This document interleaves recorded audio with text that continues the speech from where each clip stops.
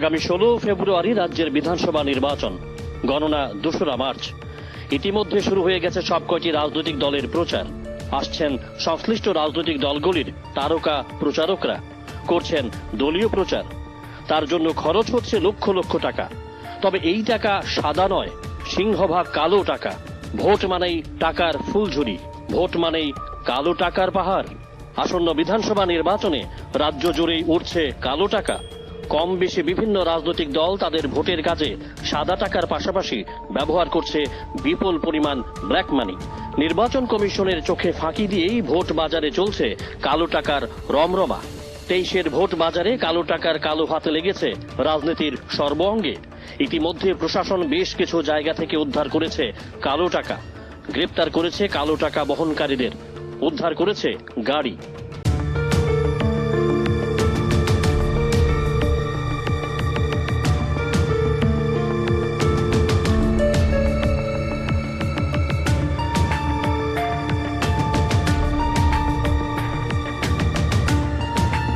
উদ্ধারকৃত টাকার কোনো উৎস দেখাতে পারেনি টাকা বহনকারীরা। স্বাভাবিকভাবে পুলিশ উদ্ধারকৃত টাকা সিজ করে নেয়। গোয়েন্দাদের খবর অনুযায়ী আসন্ন বিধানসভা নির্বাচনকে কেন্দ্র করে বিভিন্নভাবে রাজ্যে পৌঁছেছে কোটি কোটি কালো টাকা। তার বড় মাধ্যম হাওয়ালা। হাওয়ালার মাধ্যমে রাজ্যে প্রবেশ করছে টাকা। এই টাকা খরচ হচ্ছে ভোটের বাজারে। পুলিশের কাছে কিছু কিছু ক্ষেত্রে সুনির্দিষ্ট অভিযোগ থাকা সত্ত্বেও কালো টাকার মজুদ ভাণ্ডারে হানা দিতে পারছে না।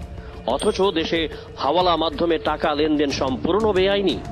হাওয়ালার বিরুদ্ধে 2টি আইন রয়েছে দেশে: ফরেন এক্সচেঞ্জ ম্যানেজমেন্ট অ্যাক্ট 2000 বা FEMA, prevention of money laundering act 2002। ভারতবর্ষের রাজনীতির সঙ্গে হাওয়ালা ওতপ্রোতভাবে জড়িত, সম্পর্ক গভীর। 9-এর দশকে হাওয়ালা অপারেটর জৈন ভাইদের ডায়েরিতে রাজনৈতিক ব্যক্তিত্বদের নাম উঠে আসায় দেশ জুড়ে তোলপাড় দেখা দিয়েছিল।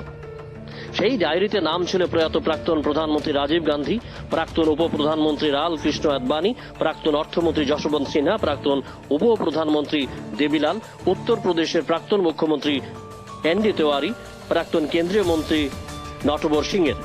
তবে আদালতে সিবিআই তাদের বিরুদ্ধে কোনো প্রমাণ দিতে না পারায় সকলেই ছাড়া পেয়ে গিয়েছিলেন। রাজনীতিকরা বলছেন 2013 সাল থেকে রাজ্যে হাওয়ালার মাধ্যমে মোটা অঙ্কের টাকা প্রবেশ করছে ভোট মরশুমে। 2018 সালে হাওয়ালার মাধ্যমে আসা টাকার পরিমাণ বেড়ে যায় কয়েক গুণ।